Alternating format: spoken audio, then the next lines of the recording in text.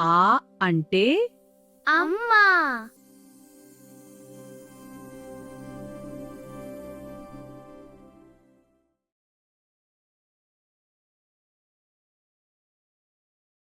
అనగనగా ఒక పచ్చని పల్లెటూరు ఉండేది. ఆ ఊరు చాలా అందంగా, ప్రశాంతంగా ఉండేది.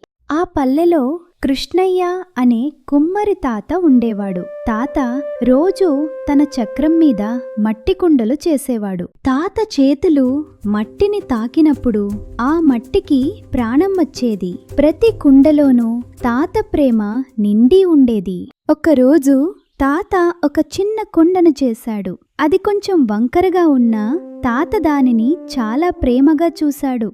తాత దానికి బుజ్జికుండ అని పేరు పెట్టాడు. బుజ్జికుండ కళ్ళు తెరిచి చుట్టూ చూసింది.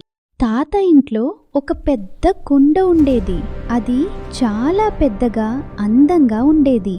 అది తన గురించి చాలా గర్వపడేది. పెద్ద కుండ బుజ్జికుండను చూసి ఎగతాళి చేసింది. "నువ్వు చాలా చిన్నదానివి, వంకరగా ఉన్నావు" అని అంది. ఆ మాటలు విని బుజ్జికుండ చాలా బాధపడింది. దాని కళ్ళలో నీళ్లు వచ్చాయి. తనకు ఏమీ విలువలేదా అని బాధపడింది. అలా అనడంతో బుజ్జికుండ కిటికీ పక్కన ఒంటరిగా కూర్చుంది. "నాకు నిజంగా పనేమైనా ఉందా" అని మనసులో అనుకుంది.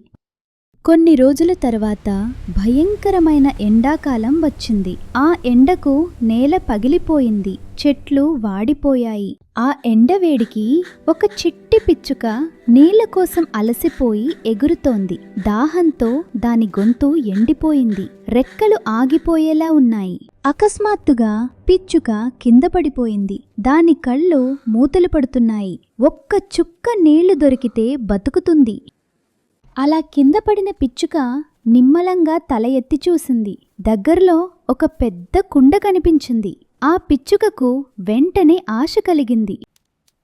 పెద్ద కుండ అంచున కూర్చుని పిచ్చుక లోపలికి చూసింది. నీళ్లు చాలా లోతున ఉండడం వలన పిచ్చుక ముక్కుకు అందలేదు. పిచ్చుక చాలా ప్రయత్నించింది, కానీ నీళ్లు అందలేదు. అది మళ్ళీ కింద పడిపోయింది. ఆశ పోయినట్టు అనిపించింది. నీళ్లు లేక ఆ పిచ్చుక నీరసపడిపోయింది. ఇక బతకలేనేమో అని ఆ పిచ్చుకకు అనిపించింది. అప్పుడే కిటికీ పక్కన బుజ్జికుండ ఉంది. తాత ఆ రోజు ఉదయం దానిలో పక్షుల కోసం నీళ్లు పోసి పెట్టాడు. బుజ్జికుండ పిచ్చుకను చూసింది. దాని కళ్ళలో దయ నిండింది. "ఇలా రా, నా దగ్గర నీళ్లు ఉన్నాయి" అని మనసులో పిలిచింది. అలా పిలిచిన బుజ్జికుండను పిచ్చుక చూసింది. చివరి శక్తి కూడగట్టుకుని బుజ్జికుండ వైపుగా పిచ్చుక మెల్లగా ఎగిరింది.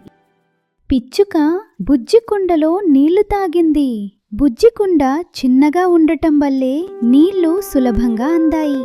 బుజ్జికుండ సంతోషంతో మెరిసింది. ఆ పిచ్చుక కొత్త శక్తి పొందింది. నీళ్లల్లో ఆడుకుంది, రెక్కలు విదిలించింది. బుజ్జికుండ నవ్వింది. ఆ నవ్వు చాలా తీయగా ఉంది. పిచ్చుక బుజ్జికుండ వైపు తిరిగి కృతజ్ఞతగా చూసింది. కిచ్ కిచ్ మని మధురంగా పాడింది.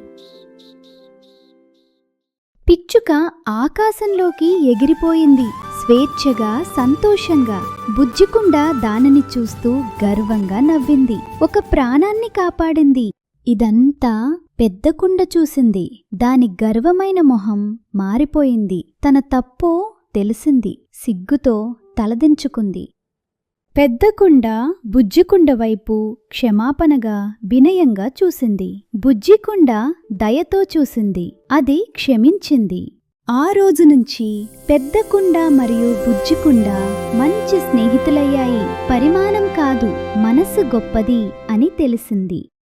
సాయంత్రం అయింది. కృష్ణయ్య తాత తన పని ముగించుకుని ఇంటికి వచ్చాడు. పల్లె మళ్ళీ శాంతంగా, అందంగా మారింది. నీతి: ఎవరికి ఉండే ప్రత్యేకత వారికి ఉంటుంది. రూపం చూసి ఎవరినీ తక్కువ అంచనా వేయకూడదు. బుజ్జిగా ఉన్నా గొప్పగా జీవించవచ్చు.